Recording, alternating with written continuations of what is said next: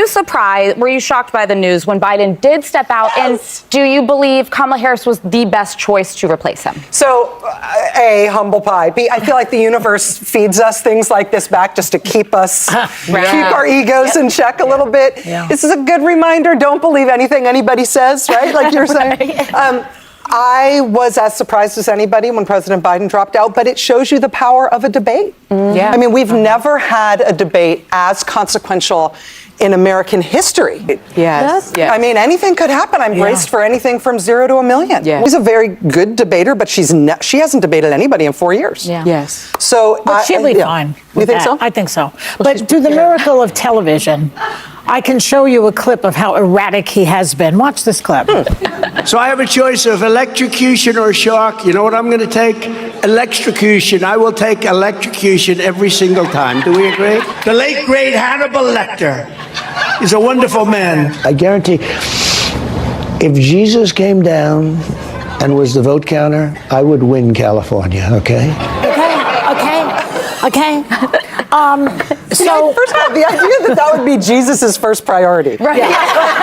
Jesus is coming back. First thing I need to do is flip California to the Republican Party. the disrespect to Jesus should be a deal breaker right there, but it's not. I mean, the other day he wished a happy birthday to Our Lady, to the Madonna, not Madonna Cuccione, whatever her name is, to the Madonna. He wished her a happy birthday. Did you see that?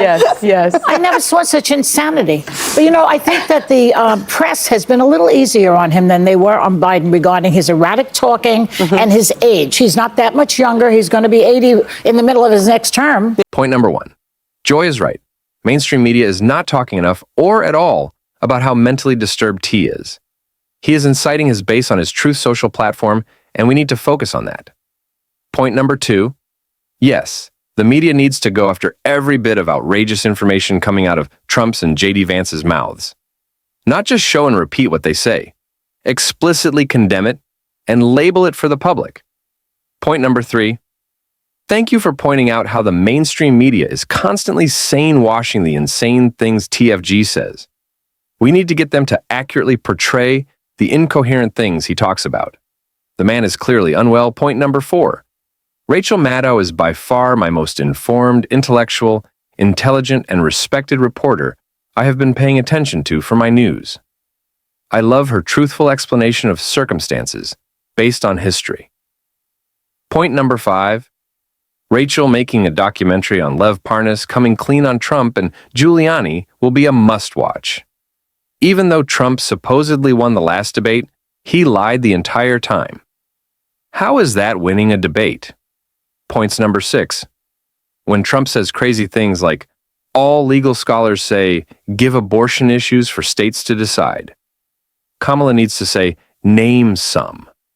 When he says, Dems want abortions up to 9 months, she needs to ask for examples. Even if it means giving him more airtime, she needs to make him answer his ridiculous accusations. Points number 7. Rachel is right. Kamala hasn't debated in 4 years. The bar is now so low that no one even expects competent people to even deliver. Very sad point number 8. The problem with the golf thing at the last debate is President Biden joined right in. That was the point when I said to myself, he's done.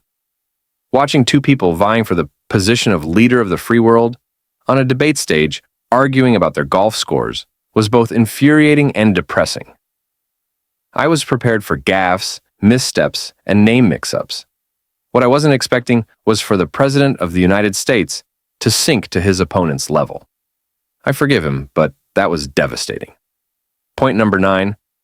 When he was asked about childcare and he ended up talking tariffs on other countries, doesn't that alone tells you how senile he sounds, rumbling about crowds and ridiculous things that are not important at all instead of policies? The man is losing it badly. Point number 10. Everyone seems to laugh it off as if surely he doesn't mean what he says. Let me tell you, he means what he says. We're at the point where none of this is funny any longer. Guys, we're less than 2 months before the elections. Point number 11. The final hours tick away before Vice President Kamala Harris and former President Donald Trump are set to square off in their first and potentially only debate Tuesday evening.